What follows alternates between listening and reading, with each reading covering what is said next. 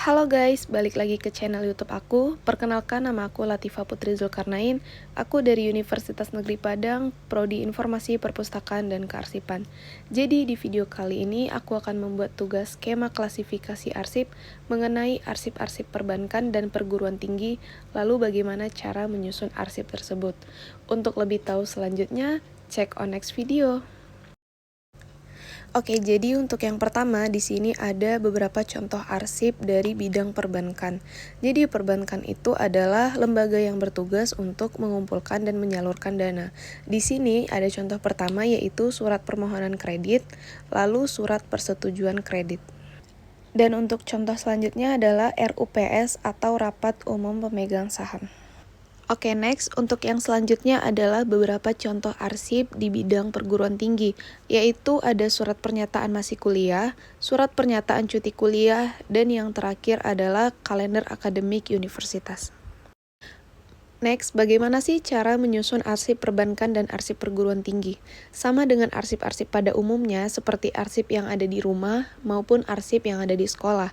Arsip perguruan tinggi dan arsip perbankan juga memiliki kode arsip yang harus disusun. Jadi yang pertama harus dilakukan adalah membuat kode klasifikasi. Dengan kita menyusun arsip-arsip tersebut, lalu mencari kode klasifikasi yang tepat. Contohnya, seperti yang terdapat dalam contoh pertama yaitu surat permohonan kredit. Dalam surat permohonan kredit tersebut, terdapat kode KR 0000.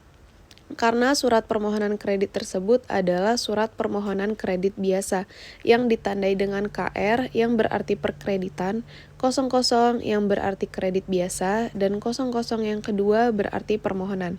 Dalam permohonan tersebut dijelaskan bahwa permohonan tersebut adalah surat permohonan kredit. Contoh yang kedua adalah surat persetujuan kredit. Surat persetujuan kredit tersebut memiliki kode klasifikasi yaitu KR 0001. KR 0001 ditandai dengan pokok masalahnya yaitu perkreditan atau KR 00 yaitu submasalah sekundernya yang berarti kredit biasa dan submasalah tersiernya 01 yang berarti surat persetujuan kredit. Sedangkan untuk contoh yang ketiga, kode klasifikasi arsipnya yaitu ML 0000. Karena pada contoh klasifikasi arsip yang ketiga adalah RUPS, Rapat Umum Pemegang Saham, ditandai dengan pokok masalah, penyertaan modal dan leasing dengan kode ML, kemudian sub masalah sekundernya penyertaan modal ditandai dengan kode 00 dan sub masalah tersiernya yaitu Rapat Umum Pemegang Saham tersebut atau RUPS yang ditandai dengan kode 00. Untuk contoh selanjutnya yaitu mengenai arsip-arsip yang terdapat di dalam perguruan tinggi. Untuk contoh pertama yaitu surat pernyataan masih kuliah. Yang pertama harus kita lakukan adalah mencari pokok permasalahannya. Surat pernyataan masih kuliah termasuk ke dalam pokok permasalahan pendidikan dan pengajaran yang ditandai dengan kode PP. Yang kedua yang harus kita cari adalah sub masalah sekundernya. Submasalah sekunder dari surat pernyataan masih kuliah yaitu kegiatan perkuliahan yang ditandai dengan kode 02 dan yang terakhir yaitu submasalah tersiernya yaitu tentang pernyataan masih kuliah yang ditandai dengan kode 03. Jadi untuk contoh pertama yang mengenai dengan pernyataan masih kuliah dengan memiliki kode klasifikasi arsip yaitu PP 0203. Untuk contoh yang kedua tentang surat pernyataan cuti kuliah, sama seperti tadi, yang pertama harus kita lakukan adalah mencari pokok permasalahannya. Surat pernyataan cuti kuliah memiliki pokok permasalahan yang sama dengan surat pernyataan masih kuliah, yaitu pendidikan dan pengajaran yang ditandai dengan kode PP.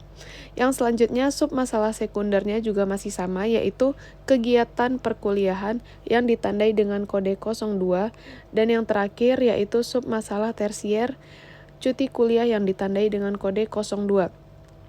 Jadi untuk contoh yang kedua tentang surat pernyataan cuti kuliah memiliki kode klasifikasi arsip PP 0202. Dan untuk contoh yang terakhir yaitu kalender akademik universitas. Pokok permasalahannya tentang pendidikan dan pengajaran yang ditandai dengan kode PP. Dan untuk sub masalah sekundernya yaitu pedoman belajar mengajar yang ditandai dengan kode 03 dan sub masalah tersiernya yaitu kalender akademik yang ditandai dengan kode 02. Jadi arsip kalender akademik universitas memiliki kode klasifikasi yaitu PP 0302. Sedikit catatan, arsip perbankan dan arsip perguruan tinggi termasuk ke dalam jenis arsip di bidang yang sama dalam penyusunannya, meskipun secara fungsi perbankan dan perguruan tinggi mempunyai tugas yang berbeda.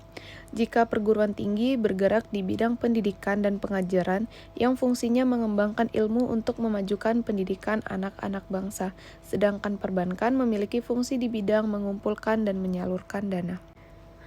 Mungkin cukup sekian video dari saya mengenai tugas skema klasifikasi arsip tentang arsip-arsip perguruan tinggi dan perbankan.